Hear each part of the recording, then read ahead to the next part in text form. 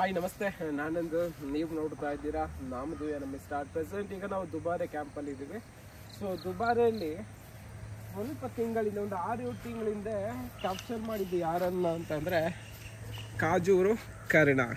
So ಇವನು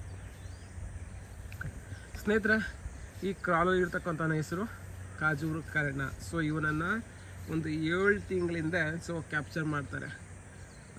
so ನಮ್ಮ ಕಡೆ ನೋಡ್ತಾ ಇದ್ದಾನೆ ಅವನು. ಆ್ಯಕ್ಚುಲಿ ಇದರಲ್ಲಿ ಅಷ್ಟು ಕ್ಲಾರಿಟಿ ಸಿಗುತ್ತಾ ಏನೋ ಗೊತ್ತಿಲ್ಲ.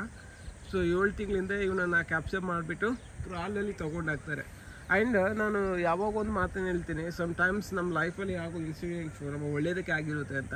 ಅದೇ ಥರ ಕಾಜೂರು ಕರ್ಣಂದು ಕೂಡ. ಯಾಕೆ ಅಂತಂದರೆ, ಸೊ ಇವನ್ನ ಕ್ಯಾಪ್ಚರ್ ಮಾಡೋಕ್ಕಿಂತ ಮುಂಚೆ ಇವನ ಕಾಲಿಗೆ ಯಾರು ಗುಂಡು ಹೊಡೆದಿದ್ರು, ಆ ಗುಂಡು ಕಾಲಲ್ಲೇ ಇತ್ತು. ಸೊ ಕ್ರಾಲಲ್ಲಿ ಆಗಿದ್ದಾದಮೇಲೆ ಗೊತ್ತಾಯಿತು ಏನಪ್ಪ ಅಂತಂದರೆ, ಸೊ ಇವನ ಕಾಲಿಗೆ ಗುಂಡು ಬಿದ್ದಿದೆ ಅಂತ.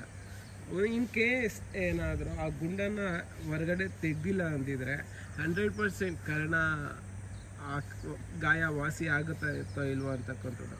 ಅದಕ್ಕೆ ಏನು ಮಾಡ್ತಾರೆ ಅಂತಂದರೆ, ಸೊ ಇವನನ್ನು ಕ್ಯಾಪ್ಚರ್ ಮಾಡ್ತಾರೆ. ಕ್ಯಾಪ್ಚರ್ ಮಾಡ್ಕೊಂಡು ತೊಗೊಂಬಂದು ಏನು ಮಾಡ್ತಾರೆ ಅಂತಂದರೆ ಕ್ರಾಲಲ್ಲಿ ಹಾಕ್ತಾರೆ. ಸೊ ಇವನ ಏಜು, ವೆಯ್ಟು, ಹೈಟು, ಸೊ ಎಷ್ಟು ಕೂಡ ನನಗೆ ಪ್ರಾಪರಾಗಿ ಇನ್ಫಾರ್ಮೇಷನ್ ಇಲ್ಲ. ಜಸ್ಟ್ ಅಟ್ ಪ್ರೆಸೆಂಟ್ ಏನಪ್ಪ ಅಂತಂದರೆ ಇವನು ಕಾಜೂರು ಕರ್ಣ ಪ್ರೆಸೆಂಟ್ ಈಗ ದುಬಾರೆ ಕ್ರಾಲಲ್ಲಿದ್ದಾನೆ. ಆ್ಯಂಡ್ ಇನ್ನೂ ಸ್ವಲ್ಪ ಟೈಮ್ ಅನ್ನೋದು ಬೇಕು. ಸೊ ಇನಿಷಿಯಲ್ ಸ್ಟೇಜಲ್ಲಿ ಇವನಿಗೆ ಯಾಕೆ ಟ್ರೈನಿಂಗ್ ಕೊಡಲಿಲ್ಲ ಅನ್ನೋ ನೋಡೋದಾದರೆ, ಕಾಲು ತುಂಬ ಡ್ಯಾಮೇಜ್ ಆಗಿತ್ತಲ್ಲ.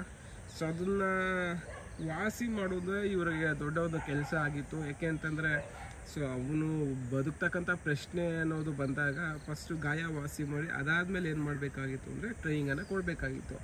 ಸೊ ಈ ರೀಸನಿಂದ ಏನಂತಂದರೆ ಕಾಜೂರು ಕರ್ಣನನ್ನು ಕ್ರಾಲಿಂದ ಹೊರಗಡೆ ತೆಗೆಯೋದಕ್ಕೆ ಸ್ವಲ್ಪ ಲೇಟ್ ಆಗಿದೆ.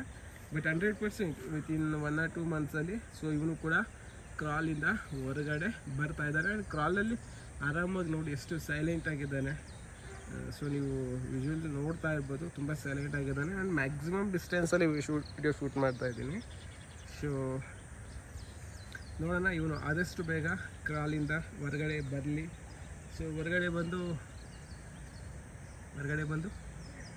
ಸೊ ಎಲ್ಲರಿಗೂ ಕೂಡ ದರ್ಶನ ಕೊಡಲಿ ಅಂತ ಆಶಿಸುತ್ತಾ, ಮತ್ತು ಆ ದೇವರು ನಮ್ಮ ಕಾಜೂರು ಕರ್ಣನಿಗೆ ಸೊ ಒಳ್ಳೆಯ ಆರೋಗ್ಯ, ಆಯಸ್ಸು, ನೆಮ್ಮದಿಯನ್ನು ಕೊಟ್ಟು ಕಾಪಾಡಲಿ. ಆ್ಯಂಡ್ ಒಂದೇ ಮಾತು, ಎಲ್ಲ ಆನೆಗಳು ಚೆನ್ನಾಗಿರಬೇಕು, ಅದು ಇದು ಅಂತಲ್ಲ. ಸೊ ಎಲ್ಲ ಆನೆಗಳು ಕೂಡ ಒಂದೇ. ಬಟ್ ಒಬ್ಬೊಬ್ರಿಗೆ ಒಂದೊಂದು ಫೇವ್ರೇಟ್ ಆನೆ ಅಂತ ಇದ್ದೇ ಇರುತ್ತೆ. ಸೊ ಅದು ಕಾಮನ್ ಅದು. ಬಟ್ ಎಲ್ಲ ಆನೆಗಳು ಚೆನ್ನಾಗಿರಲಿ, ದೇವರು ಒಳ್ಳೇದು ಮಾಡಲಿ. Thank you.